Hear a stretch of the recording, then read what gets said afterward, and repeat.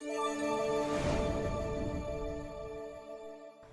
man wanted out of Reynolds County was arrested in Florida. On December the 2nd, officers were alerted of a domestic violence incident that happened on November the 30th on North Sumter Street. After investigating the matter, multiple warrants were sent out on Willie Brown for charges including aggravated battery and false imprisonment. Brown fled Reynolds but was caught in St. Johns County in Florida. There he caught an additional charge of possession of a firearm by a convicted felon. He is currently waiting to be extradited back to Georgia. And the Bibb County Sheriff's Office is asking for your help finding this man. 20-year-old Keontae Walston is wanted for breaking into cars on Arkwright Road on Monday. He is facing multiple other charges, including property damage, cruelty to children, and firing a gun on someone else's property.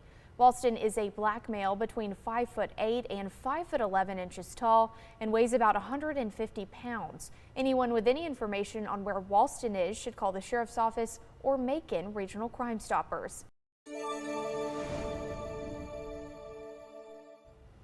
30 million women in the United States alone experience hair loss through alopecia, with even more losing their hair due to age, stress, or other illnesses, according to UCLA Health. That hair loss can impact a woman's self-esteem. But Georgia Hair Solutions and Salon in Jackson sells wigs to help them get their confidence back. Hair is important, and we want to help every single person feel heard. That's why we like them to share their story.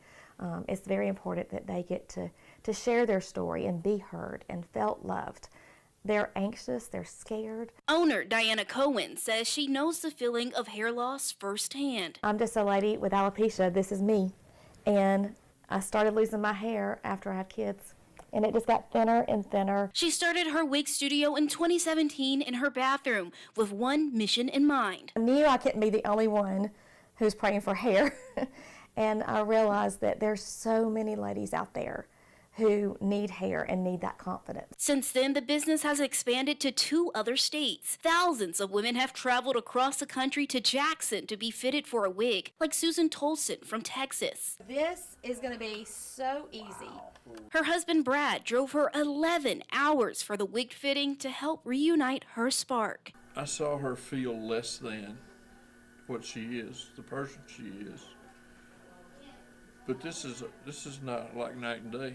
And that right there is what Cohen says is their ultimate goal. There's ladies here who come and said, I have not felt beautiful in so long. They come in broken and sad, and to see them leave here like a brand new person, it is amazing.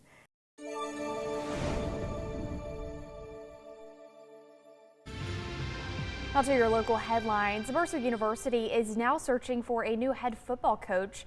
Mike Jacobs announced he has signed a 5-year deal to coach with the University of Toledo.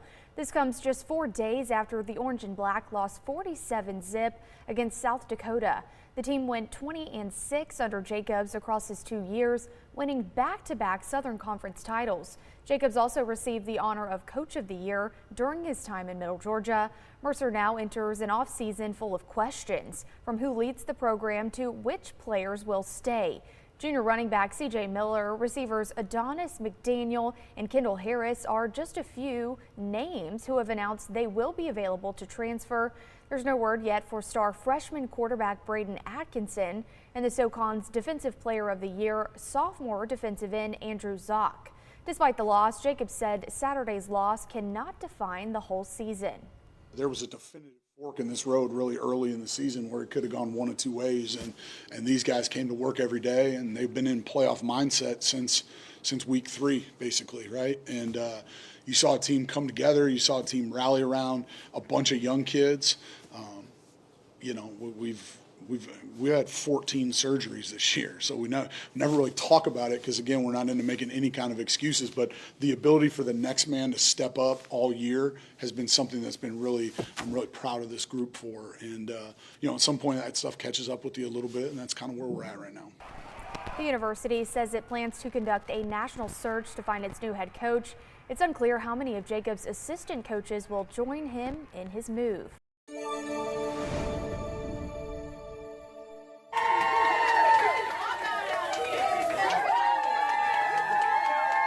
13-year-old Kevin Howard Jr. was celebrated by staff at an Atlanta hospital because he's up and walking again, after his mom wasn't sure he ever would. Howard, who plays for Appling Middle School, was injured during a game when he made a big hit on another player. It was a moment that brought a brief storm into his family's life, but Howard says he wasn't worried because of what his dad instilled in him. All you gotta do is just believe you can do it. Cause if you don't believe, then you basically just doubt yourself. And that one thing my dad taught me, like, never doubt yourself. Always believe you can do it and stuff. So going through this, there was never a moment where you doubted yourself? No. Howard's father admits his son's faith even surprised him. That was the scary part. Yeah, For the injury he had, most adults, we'll wake up and we'll lose our mind, knowing we can't move, and that the only thing can move is our head. And he said, "Oh, Dad, it's okay. I'm gonna get through this. It's all right." Surprised me. I can't do it. Mentally, I can't do it. Howard's father says, as parents, you want to fix everything for your kids, but sometimes you can't. As a parent and as a father, you try to fix everything. And when it's something you can't fix, it bothers you. And to see my son go through that was too much for me. But it went for him. he took it like a champ. I pulled for him. Howard says knowing his dad drew strength from him is something hard to describe. Really just a one-in-a-lifetime feeling. Howard says his family kept him motivated and he's thankful for all the support. I feel great. Yeah, I appreciate all the support everybody gave me and stuff. Thank Northeast and Appling. Just thank y'all so much for being there for my son. We really do appreciate it. And hopefully he'll be healthy and back on that field. Keep coming, Raiders. Well, good Thursday, everybody. We're going to see a good deal of sunshine across middle Georgia once again today with a few passing clouds, and we will be staying dry. Now, we're on the backside of a cold front that moved through last night and early this morning. So we're going to see temperatures a little cooler than yesterday. Our highs this afternoon only going to the low to mid 50s. Versus yesterday, we hit 62. Now, the average high this time of year is 62. So yesterday right on it, but today back down to below average. Tomorrow morning, we'll kick off our Friday with temperatures even a little colder than this morning. We'll see right around 30 degrees to the lower 30s. So possibly seeing some frost around tomorrow morning. Now, as we look at during the day tomorrow, we're going to see abundant sunshine, another beautiful day. Temperatures are going to rebound nicely. We'll be warming back up to the low to mid 60s for tomorrow, so back up to near or slightly above average tomorrow. And then we'll start out Saturday morning back down into the low 40s.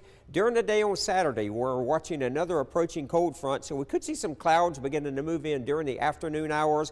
Saturday night and into early Sunday, we'll see possibly a few scattered showers ahead of an Arctic front that will start bringing in some colder air during the day on Sunday. So temperatures could actually drop during the day on Sunday. And then Monday right now is looking to be probably the coldest day we've had so far this year. So looking at the precipitation, we're going to stay dry today right on through Saturday. But as I said, Saturday night into early Sunday, maybe a few isolated showers coming in ahead of that front. Temperatures are going to be a little bit below average again today, average high 62, but tomorrow and Saturday are going to be above that. Then definitely behind that Arctic front Sunday into Monday, we're going to be dropping back down to below average. Taking a look at the 5-day temperature trend, kind of like a roller coaster, up and down in those temperatures. Low to mid 50s today, mid 60s tomorrow. Look at Saturday, we could approach near 70, but look at what happens Sunday and Monday. Monday, only low 40s for a high. We'll wake up Monday morning and Tuesday morning to temperatures possibly in the lower 20s. Now, today we'll be going up to the low to mid 50s, lots of sunshine with a few passing clouds. Tonight, dropping down to near 30, mostly clear, and there's the 10-day forecast showing the sunshine hanging with us the next several days. Those up and down roller coaster temperatures, but notice as we get into Monday, we'll see that Arctic air pouring back in with highs only in the low 40s, and again Monday morning and Tuesday morning near 20 to the lower 20s for our low temperatures.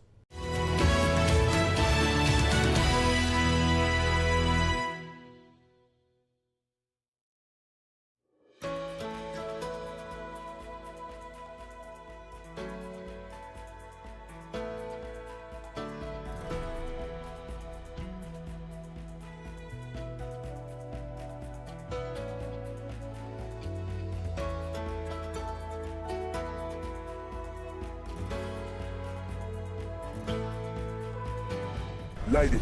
Urban Meyer built college football dynasties. Football is a way of life. Mark Ingram II ran his way to a Heisman. I'm gonna do the rest of the show with this thing. Rob Stone calls it like he sees it. This is the Triple Option, where legends tackle the biggest headlines in college football and the NFL with guests who don't hold back. You're not winning with that owner. Wow. It's football talk that hits harder than game